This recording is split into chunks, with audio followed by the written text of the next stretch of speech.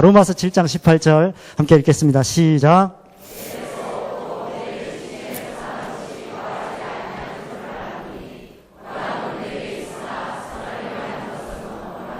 아멘, 아멘. 여러분, 이 세상에서 축구를 가장 잘하는 선수 중에 메시라는 선수가 있습니다. 별로 축구 안 좋아하시는 분도 이 선수는 아는 분들이 많이 있습니다. 축구 하나로 1년에 막 수백억을 버는 엄청난 선수입니다. 키도 별로 안 큽니다. 거의 저만 하고요. 한 170밖에 안 된답니다.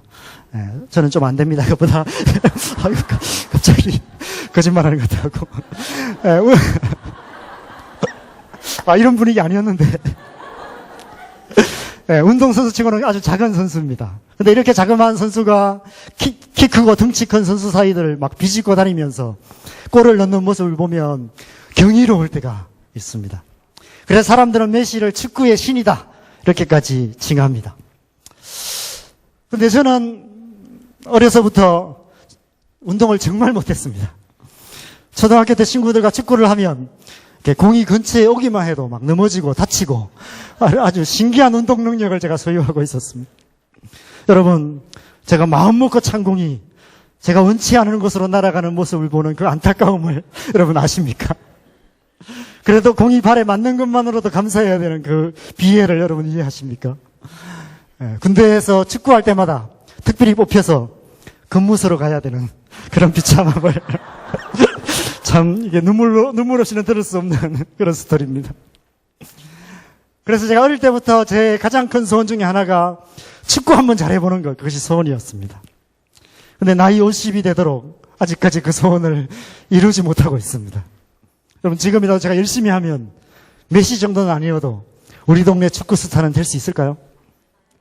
아니죠. 야, 냉정하시네요. 2부 예배 때는 다 됩니다라고 얘기하시던데. 안타깝지만 그건 힘들다는 거 저도 알고 여러분도 압니다. 왜냐하면 아무리 간절히 원해도 이 세상에는 안 되는 일이 있기 때문에 그렇습니다. 아마 천국에 가야 이 소원은 이루어질지 않을까 생각합니다. 여러분, 천국 가시면 제가 막 축구공 몰고 날아다니는 것 여러분 보게 되실 것입니다. 믿으십니까? 믿으신 분은 미리 사인 받으시면 끝나고 제가 사인해야겠습니다. 그런데 여러분, 우리 사는 이 세상은 우리에게 늘 이렇게 말합니다. 열심히 하면 안 되는 게 어디 있냐고. 생명 걸고 해보라고. 다 되게 되어 있다고. 여러분, 인터넷을 보면 좋은 글이라는 이름으로 떠도는 글 중에 대고 법칙이라는 글이 있습니다. 이러한 세상을 대변하는 글인 것 같아서 제가 이거 찾아서 소개해드립니다. 잘 안 보이시죠? 제가 읽어드리겠습니다. 아무리 봐도 제가 친절한 것 같아요. 돈 없으면 돈 벌면 되고, 잘못이 있으면 고치면 되고, 안 되는 것은 되게 하면 되고, 모르는 것은 배우면 되고, 부족하면 메우면 되고, 힘 없으면 힘 기르면 되고, 잘 모르면 물으면 되고, 잘 안 되면 될 때까지 하면 되고, 길이 안 보이면 찾을 때까지 찾으면 되고, 길이 없으면 길을 만들면 되고, 기술이 없으면 연구하면 되고, 내가 믿고 사는 세상을 살고 싶으면 거짓말로 속이지 않으면 되고, 미워하지 않고 사는 세상을 원하면 사랑하고 용서하면 되고, 사랑을 받으며 살고 싶으면 부지런하고 성실하고 진실하면 되고, 세상을 여유롭게 살고 싶으면 이해하고 배려하면 된다. 이와 같이 대고 법칙에 인생을 대입해서 살아가면 안 되는 것이 없는 것이다. 해보라. 된다. 참 쉽죠, 그죠? 이 말 들어야만큼만 된다면 세상 사는 거 하나도 어려울 게 없을 것 같습니다. 제가 오래전에 다른 교회에서 이 글을 읽어드렸더니 몇 분이 은혜 받으시는, 아멘 하려는 그런 눈치였습니다. 아마 여러분 가운데도 은혜 받고 아멘 하시는 분이 한 3분쯤은 계실 것 같습니다. 그럼 무조건 아멘 하면 안 됩니다. 그죠?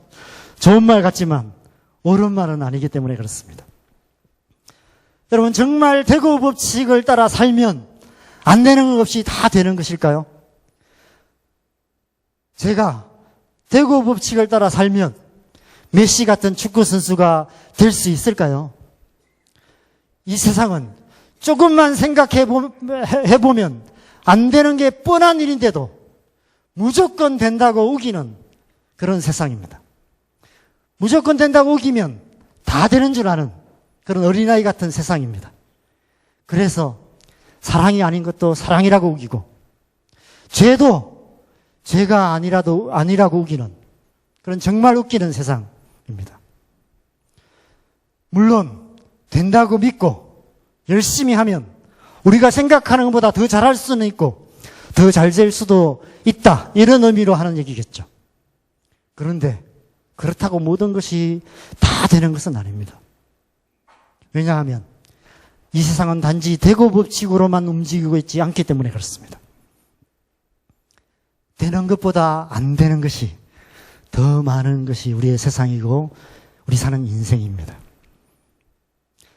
신앙생활은 어떨까요? 많은 사람들이 신앙생활을 마치 대고 법칙처럼 이해하시는 분들이 많이 있습니다. 우리의 열심과 노력으로 안 되는 것을 되게 만드는 것이 믿음이라고 생각하는 것이죠. 그래서 무조건 열심히 하면 하나님 잘 믿을 수 있다라고 생각합니다. 열심히 하면 신앙생활 잘할 수 있다라고 생각합니다. 그래서 왜 열심히 안 하냐고 주변 사람들 닥달하기도 합니다. 여러분, 정말 우리의 신앙이 무조건 열심히 한다고 잘 되는 것일까요? 그렇지 않습니다. 성경은 오히려 그 반대의 법칙을 말씀하고 있습니다. 이름하자면 되고 법칙이 아니라 안 되고 법칙이라고 할 수 있겠죠. 어쩌면 이 세상의 일은 내가 열심히 하면, 내가 노력하면 나의 지혜, 나의 능력, 나의 경험으로 어느 정도 성과를 얻을 수 있을지 모릅니다. 그런데 신앙은 그렇지 않습니다. 그 어느 것 하나도 내 힘으로 할 수 있는 게 없습니다. 왜냐하면 오늘 본문 말씀처럼 원함은 있지만 그것을 행할 수 있는 능력은 우리 안에 없기 때문에 그렇습니다. 잘 믿고 싶어도 믿을 수 없다는 거예요. 기도 열심히 하고 싶어도 기도가 안 된다는 것입니다. 예배 시간에 이렇게 와서 앉아 있을 수는 있지만 신령과 진정으로 예배할 수는 없다는 것입니다. 하나님의 말씀을 가까이 하고 싶은 마음은 있지만 늘 성경책에는 먼지만 쌓일 수밖에 없다는 것입니다. 원함은 있지만 행하는 능력이 우리 안에 없기 때문에 그렇습니다. 제가 청년부 사역을 하면서 처음에 청년들을 오해했던 것 같습니다. 우리 청년들 왔나요? 얘들아 미안하다. 얘들이 도대체 하나님을 믿고 싶은 마음이라도 있는지, 부모님 때문에 억지로 와서 앉아 있는 건 아닌지, 기도하고 싶은 마음도 없는 것 같고 예배 시간에는 입도 뻥긋 안 하고 앉아 있는 것만 같고 하나님 말씀에는 관심조차도 없는 것 같은 그런 생각이 들었습니다. 그런데 시간이 지날수록 깨닫게 된 것은 우리 청년들 안에 마음은 원하지만 그러나 마음대로 되지 않는 신앙에 대한 좌절감 내지는 하나님에 대한 실망감이 있다는 것을 알게 되었습니다. 믿기를 원하지만 잘 안 믿어진다는 거예요. 어떤 고등학생이 열심히 교회를 다녔는데 공룡이 어떻게 생겨났는지 선생님한테 물었는데 대답을 못 해주더래요. 그래서 그때부터 교회를 안 나온다고 신방하다 보니까 그런 아이가 있더라고요. 믿고 싶어도 안 믿어진다는 것입니다. 기도하기 원하지만 기도가 안 된다는 것입니다. 예배 시간에도 입도 뻥끗하기가 힘들다는 거예요. 말씀 읽어야 된다는 거 많이 알지만 말씀이 마음에 안 와닿는다는 것입니다. 하나님 만나기 원하지만 어디에서도 하나님의 음성을 들을 수 없다는 것입니다. 그러한 좌절감과 실망감이 우리의 청년들 안에 있는 것이죠. 아마 여러분 가운데도 이런 좌절감과 실망감이 있으신 분도 계실 것입니다. 그런데 오늘 말씀은 그것이 우리의 청년들이나 여러분만의 문제가 아니라 모든 인간의 본질적인 문제라고 말씀하고 있습니다. 모든 사람들의 마음 안에 원함과 행함 사이에 도무지 건널 수 없는 육신의 욕망이라는 죄악의 욕망이라는 그 깊은 심연이 있다는 것입니다. 그래서 우리가 원하는 선을 행하지 못하고 도리어 원치 않는 악에 빠질 수밖에 없다는 것입니다. 원함이 행함으로 나타나기 위해서는 이 사이를 이어주는 무언가가 필요하다는 것이죠. 우리의 원함을 행함으로 이어지게 만들어주는 어떤 외적인 능력이 필요하다는 것입니다. 누군가 그것을 가능하게 해 주어야만 그렇게 할 수 있다는 것입니다. 여러분, 그것이 무엇일까요? 어디에서 우리는 그 능력을 얻을 수 있을까요? 대고 법칙에 세뇌된 사람들은 그런 게 어디 있냐고, 무조건 열심히 하면 된다고, 안 되면 더 노력하면 된다고 우리를 채찍질합니다. 안 믿어지면 믿어질 때까지 열심히 노력하면 되고, 기도 안 되면 금식 기도라도 하면 되고, 매주일 교회 안 빠지고 예배 잘 참석하고 제자 훈련 받고 그렇게 열심히 하다 보면 신앙생활 잘할 수 있다라고 말합니다. 모든 것이 네가 열심히 안 해서 그런 거다라고 우리를 채찍질합니다. 그런데 오늘 말씀에서 하나님은 그게 아니다라고 말씀하십니다. 너희가 열심히 안 해서 그런 게 아니다. 그것은 너희 안에 그것을 행할 수 있는 능력이 없기 때문이다. 내가 너희들이 그것을 못한다는 것 안다라고 말씀하십니다. 저는 고등학교 2학년 때 친구 따라 우연히 교회를 가게 되었습니다. 저희 집은 외가 친가 쪽으로나 10천 이내에 교회 다니는 사람 아무도 없는 그런 집이었습니다. 그리고 제가 장남의 장손이었습니다. 그래서 부모님과 친척들의 반대가 굉장히 심했습니다. 그런데도 하나님을 믿고 싶었어요. 그래서 부모님 몰래 저는 교회를 다녔습니다. 주일 낮 예배, 밤 예배, 수요 예배, 중고등부 예배 한 번도 안 빠지고 열심히 다녔습니다. 하나님에 대한 믿음을 갖고 싶어서 혼자 교회당에 가서 하나님 정말 살아계시면 한번 제 눈앞에 나타나 주십시오. 그렇게 기도도 많이 해봤습니다. 그런데 아무리 애써도 그 믿음이 안 생기는 거예요. 그래서 결국 제가 대학 2년 마치고 군대를 가서 제대할 때쯤 되어서는 교회를 안 다니기로 결정했습니다. 내가 이렇게까지 열심히 노력했는데 하나님이 안 믿어지는 것 보면 둘 중에 하나다. 하나님이 안 계시거나 하나님이 나를 안 사랑하시거나. 그러다가 제가 친구 만나러 우연히 교회를 갔다가 금요기도회에 성명의 시인 간정 집회에 가게 되었습니다. 이 내승마비 시인의 간정을 들으면서 또 이 찬양을 제가 처음 들으면서 나 가진 재물 없으나 나 남이 가진 지식 없으나 나 남에게 있는 건강 있지 않으나 나 남이 없는 것 있으니 나 남이 보지 못한 것을 보았고 듣지 못한 음성 들었고 받지 못한 사랑을 받았다라고. 그래서 공평하신 하나님이 남이 없는 것을 갖게 하셨다고. 그러한 이 고백하는 찬양을 처음 들으면서 하나님의 은혜를 처음 경험했던 것 같습니다. 아, 저 사람이 하나님이 살아계신다고 말하고 저 사람이 하나님을 공평하다고 노래한다면 비록 내가 아직 가슴으로 안 느껴지지만 하나님은 정말 살아계시고 머리로는 아직도 왜 하나님이 공평하신지 이해 안 되지만 하나님은 정말 공평하신 분이시구나. 이런 고백을 하면서 처음으로 눈물 흘리며 기도했던 것 같습니다. 그날 이후, 바로 그 시간 이후 제 안에 큰 변화가 일어났습니다.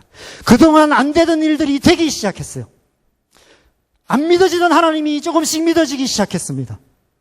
성경 말씀이 마음에 와닿기 시작해서 하루 20장, 30장씩 성경을 읽기 시작했습니다. 누가 가르쳐주지 않아도 노트 한 권 만들어서 하나님이 주시는 마음을 기록하기 시작했습니다. 그것이 나중에 묵상 노트가 되었어요. 길거리 걸어가면서 찬양을 흥얼거리고 다녔고 교회에서 청년부 회장으로 주일학교 교사로 중고등부 교사로 성가대로 심지어 교회 청소까지 하면서 열심히 교회를 섬겼습니다. 그리고 그 위에 하나님 앞에 헌신해서 지금 이 자리까지 오게 되었습니다. 여러분, 저를 변화시키고 이 자리까지 이끌어오신 힘이 무엇이라고 생각하십니까? 제가 열심히 노력해서 그런 것일까요? 그날 그 기도회에 받은 잠깐의 은혜, 그냥 스치듯 받은 은혜, 그 은혜가 제 삶을 변화시키기 시작하신 것이죠. 그날 이후 날마다의 삶 속에서 역사하신 하나님의 은혜가 제 삶을 여기까지 이끌어 오신 것입니다. 지금 생각하면 내 안에 역사하셨던 그 하나님의 은혜가 바로 이것이 성령님의 능력이구나 하는 것을 지금 이해하게 되었어요. 내 안에 거하시는 성령님의 능력이 내 속에 역사하면서 내 삶 속에 원함을 행함이 되게 만들어 주셨던 것입니다. 그리고 지금도 그렇게 하고 계시는 것이죠. 그것은 예수님의 제자들 역시 마찬가지였습니다. 예수님의 제자들은 모든 것을 버리고 예수님을 따르며 3년 반 동안이나 예수님께 배웠던 사람들이었습니다. 예수님께 직접 제자 훈련을 받았습니다. 우리 교회에서는 제자 훈련 받고도 많이 변화되는데 예수님께 직접 제자 훈련을 받았으니까 그죠? 얼마나 많이 변화되었을까요? 예수님이 하시는 사역을 직접 눈으로 보았습니다. 나아가 직접 자신들이 전도도 해보고 귀신도 쫓아내보는 현장 실습같이 완벽하게 마쳤던 사람들이었습니다. 그들은 예수님의 말씀을 따르기 원했고 예수님처럼 살기를 간절히 원했던 사람들이었습니다. 그리고 그렇게 할 수 있다고 스스로 믿었던 사람들이었습니다. 그런데 예수님의 십자가 앞에서 아무것도 할 수 없었어요. 3년 반 동안 예수님께 배운 것들이 아무런 소용이 없었습니다. 그 좌절감, 그 실망감 때문에 그들은 각기 고향으로 돌아가고 다시 갈릴리 바다로 물고기 잡으러 돌아가 버렸던 그런 사람들이었습니다. 원함은 있었지만 아직 그들 안에는 성령님의 능력이 역사하지 않으셨기 때문에 그렇게 할 수 없었던 것이죠. 그랬던 그들이 하루아침에 달라졌습니다. 오순절 성령님께서 그들 안에 역사하시기 시작하시면서 원함이 행함으로 나타나기 시작한 것이죠. 사람들을 두려워하여 숨어있던 그들이 담대히 나가 예수의 부활을 증거하면서 오히려 사람들이 그들을 두려워하기 시작했습니다. 기도하고 싶었지만 무엇을 위해서 어떻게 기도해야 될지 몰랐던 그들이 성령님의 음성을 들으며 기도하기 시작했습니다. 예배하고 싶었지만 할 수 없었던 그들이 시와 찬미와 신령한 노래들로 서로 화답하기 시작했습니다. 가난한 자를 보면 불쌍한 마음은 있었지만 아무것도 할 수 없었던 그들이 100원짜리 하나 주기가 아까웠던 그들이 자기의 소유를 팔아서 나누어 주기 시작했습니다. 병든 자를 낫게 해주고 싶었고 죽은 자를 살리는 예수님의 그 능력이 부러웠지만 아무것도 할 수 없었던 그들이 이제 안전병을 일으키고 죽은 자를 살리는 그런 일들을 하게 되었습니다. 오직 성령이 그들에게 역사하시면서 원함이 행함이 되게 하신 것이죠. 많은 사람들이 성령의 세례를 이야기할 때 마치 성령의 은사나 어떤 특별한 능력에 초점을 맞출 때가 많이 있습니다. 성령 세례를 임하면 방언도 하고 은사도 받고 신비한 영적인 체험을 하는 그것이 성령의 은혜다. 이렇게 잘못 생각하고 있습니다. 왜 그런가 하면 오순절 성령 세례가 임하실 때 그런 일이 있었기 때문에 그런 게 아닐까 생각합니다. 새 방언을 말하게 되었고 병든 자가 낫게 되고 한 번의 설교로 3,000명, 5,000명이 주님께 돌아오는 그런 기적들이 일어났습니다. 그런데 여러분, 이 일은 그죠? 단지 예수님께서 이미 제자들에게 말씀하신 그 일이 제자들을 통해서 이루어진 것에 불과합니다. 원했던 그 일이 행함으로 나타난 것에 불과한 것이죠. 무슨 말인가 하면 성령 세례의 본질은 어떤 특별한 기적을 행하거나 신비한 체험에 있는 것이 아니라 하나님의 말씀을 행할 수 있는 능력이 주어진다는 것입니다. 이전에 할 수 없었던 그 일을 할 수 있게 된다는 거예요. 성경을 읽고 싶었지만 성경만 폐기하면 졸리던 우리가 성경에 빠져드는 일이 가능해진다는 것입니다. 제가 아는 어떤 집사님은 1년에 7독을 하셨다고 얘기합니다. 스마트폰 어플로. 우리는 스마트폰 가지고 주로 뉴스 보고 게임 보지만 근무 시간 틈틈이 직장생활 하면서 틈틈이 보셨는데 7독을 하셨대요. 그런 일들이 가능하다는 것입니다. 하루 3번 식사 기도도 겨우 하던 우리가 3분 기도도 못하던 우리가 3시간의 기도가 짧게 느껴지는 그런 일들이 가능하다는 것입니다. 예배 시간에 입도 뻥끗 안 하는 우리 청년들 아무리 허통쳐도 되지 않습니다.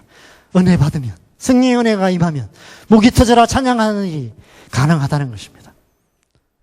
낯가림이 심해서 교회 공동체 안에 들어가기 어려워하던 우리가 어느새 교회 안에 들어가 순장도 하고 있고 주변 사람들에게 즐거움이 되는 사람이 되어 있다는 것입니다. 교회 봉사와 모든 행사에 미꾸라지처럼 빠져다니던 우리가 교회 일에 앞장서는 사람이 된다는 것입니다. 우리 안에 역사하시는 성령의 능력이 원함을 행함이 되게 만들어 주신다는 것입니다. 여러분, 우리의 자녀들이 하나님 잘 믿고 교회 생활 잘하고 이 세상 한가운데서도 하나님 말씀대로 잘 살아가는 그런 믿음의 사람 되기를 원하십니까? 저도 그렇습니다. 그런데 여러분, 우리의 자녀들도 그것을 원합니다. 문제는 원하지만 안 된다는 게 문제죠. 우리 아이들이 왜 청소년기, 청년기가 되면 교회 잘 안 나오려 하고 수련회도 안 가려고 하는 줄 아십니까? 유초등부 때, 중고등부 때 나름대로 열심히 해봤는데, 한번 해봤는데 열심히 하면 된다고 얘기하셔서 그렇게 열심히 나름대로 해봤는데 안 되더라는 것입니다. 하나님 잘 믿고 싶어서 열심히 노력해봐도 안 믿어지더라는 것입니다. 열심히 예배에 참석해보고 기도도 해보고 성경도 읽어보고 죄 안 짓고 살아보려고 애써도 그게 안 된다는 것입니다. 수련회도 가서 열심히 기도해봤는데 하나님 만날 수 없더라는 것입니다. 설교 시간에 안 절고 잘 들어보려고 아무리 애써도 안 되시죠, 그죠? 안 됩니다. 옆에 괜히 졸고 계신 남편 옆구리 찌르지 마십시오. 그런다고 들리는 게 아닙니다. 그냥 와주시는 것만도 감사하십시오. 저도 그런 때가 있었습니다. 제가 그때 군대 마지막 1년, 교회 안 다니기로 결정했던 그 상병 달고 병장 될 때까지 그 1년을 꼬박 제가 수요 예배, 주일 낮 예배, 밤 예배 한 번도 안 빠지고 갔습니다. 근데 수요 예배, 주일 낮 예배, 밤 예배 한 번도 안 빠지고 가면서 늘 묵도하심으로 예배를 시작하면 눈 뜨면 주기도문으로 끝나고 있었습니다. 한 번도 안 빠지고 어떻게 그런 은혜가 있는지, 그렇게 숙면을 취할 수 있는지. 지금 뭐 우리 성도님들은 뭐 하다가 웃기는 얘기하면 잠깐 깨서 웃기라도 하잖아요. 그런 것도 없었습니다. 뭐 했는지도 몰라요. 언제 시간이 갔는지도 몰라요. 제가 설교하다 보면 막 제가 빨려들 것 같은 그런 눈으로 이렇게 바라보시는 분들이 계세요. 우리 청년들도 그렇고요. 어떻게 그것이 가능할까요? 은혜가 있기 때문에. 그렇죠? 우리 안에 은혜가 있어서 그것이 가능합니다. 여러분, 성령이 아니면 아무것도 할 수 없습니다. 성령의 지혜가 아니면 하나님을 알 수 없고요. 성령의 계시가 없이는 누구도 예수를 주라 시인할 수 없고, 성령의 능력이 없이는 누구도 그리스도인으로서 살아갈 수 없습니다. 성령의 도우심 없이는 예배할 수도, 기도할 수도, 말씀을 가까이 할 수도 없습니다. 그래서 예수님께서 마지막으로 하신 말씀이 오직 성령이 너에게 임하시면이라고 말씀하십니다. 뭔가 막 신령한 능력 받고 기적 행하고 그것을 말하는 것이 아니라 이 땅 가운데 하나님의 백성으로서 하나님 믿고 하나님 뜻대로 살기 위해서는 오직 성령의 능력이 필요하다. 그것을 말씀하시는 거예요. 내가 너에게 가르친 모든 것을 행하기 위해서는 오직 성령의 능력이 필요하다는 것을 말씀하신 것이죠. 우리의 힘으로 할 수 없는 일을 하라고 스스로를 채찍질하지 마십시오. 다른 사람들을 채찍질하지 마십시오. 우리의 자녀들을 채찍질하지 마십시오. 아무리 채찍질해도 할 수 있는 일이 아닙니다. 원함은 있지만 행함은 우리 안에 없기 때문에 그렇습니다. 왜 예수님께서 십자가를 지시기 전에 채찍을 맞으셨을까요? 그냥 십자가만 지셔도 되는데 왜 채찍까지 맞으셨을까? 저는 그게 늘 궁금했습니다. 우리를 향해 끊임없이 채찍질하는, 왜 열심히 안 하냐고, 하면 된다고 채찍질하는 이 세상의 수많은 채찍질을 온몸으로 막아서셔서 우리 대신 그 채찍을 맞으신 것이 아닐까, 이런 생각을 해보게 됩니다. 이제 그만 좀 하라고. 얘들 아무리 채찍질해도 못한다고. 원함은 있지만 행함은 없는 자들이라고. 여러분, 그래서 예수님은 채찍을 맞으셨고, 그래서 예수님은 십자가를 지셨고, 그래서 예수님은 우리에게 성령을 보내주셨습니다. 하나님이 원하시는 그 일, 우리도 간절히 원하는 그 일, 그 원함이 행함이 되게 하시는 그 은혜를 우리 안에 주신 것입니다. 더 이상 자기를 채찍질하지 마십시오. 더 이상 다른 사람들 채찍질하거나 우리의 자녀들 채찍질하지 마십시오. 신방해보니까 자녀들의 신앙 때문에 걱정하시는 분들이 많이 있습니다. 저도 우리 아들 때문에 걱정이 태산 같습니다. 제가 이런 얘기할 입장이 못 되지만 그래도 너무 걱정하지 마십시오. 하나님 은혜 받으면 변화되게 되어 있습니다. 오직 성령의 은혜를 구하십시오. 우리가 걱정하는 시간만큼만 기도했다면 벌써 변화됐을지도 모릅니다. 우리의 가족과 자녀들을 위해서 성령의 은혜를 구해야 합니다. 우리가 변화된 삶을 살기 위해서 더 큰 은혜를 구해야 되는 것이죠. 왜 수련회하고, 왜 영성 수련회하고 이런 시간을 갖습니까? 더 큰 은혜가 필요하기 때문에. 우리가 살아가는 세상은 갈수록 악한 세상입니다. 하나님의 뜻대로 살기 더 힘든 세상이에요. 우리의 자녀들, 우리의 청년들, 세상 속에 들어가서 열심히 하라고 아무리 채찍질해도 그렇게 할 수 없습니다. 은혜가 필요해요. 더 큰 은혜가 필요해요. 더 간절하게 기도하는 것밖에 다른 방법이 없는 것입니다. 제가 사랑방 신방하면서 이 얘기를 몇 번 했는데요. 저희 장인어른은 진해에 있는 교회의 서울로 장로님이세요. 그런데 저희 장모님의 기도로 변화되신 분이십니다. 장모님께서 어느 날 작정하시고 장인어른을 위해서 일주일에 한 번씩 기도원 가셔서 기도를 하셨습니다. 몇 주 동안 그렇게 기도하셨어요. 그런데 어느 날 기도원 가셔서 밤에 늦게까지 기도하고 계시는데 창자가 끊어질 것 같은 간절한 마음으로 기도가 되시더래요. 그렇게 기도했는데 하나님이 갑자기 됐다, 이제 그만 됐다라는 마음을 주시더래요. 그런데 그 시간에 저희 장인어른은 그냥 집에 오셔서 이불 덮고 주무시다가 갑자기 은혜를 받으셨어요. 성령의 은혜가 갑자기 임하신 거예요. 갑자기 온몸이 불덩이처럼 뜨거워져서 몇 번 집에서 쓰러지시고, 그리고 그날부터 삶이 완전히 바뀌셨어요. 열심히 교회 섬기시고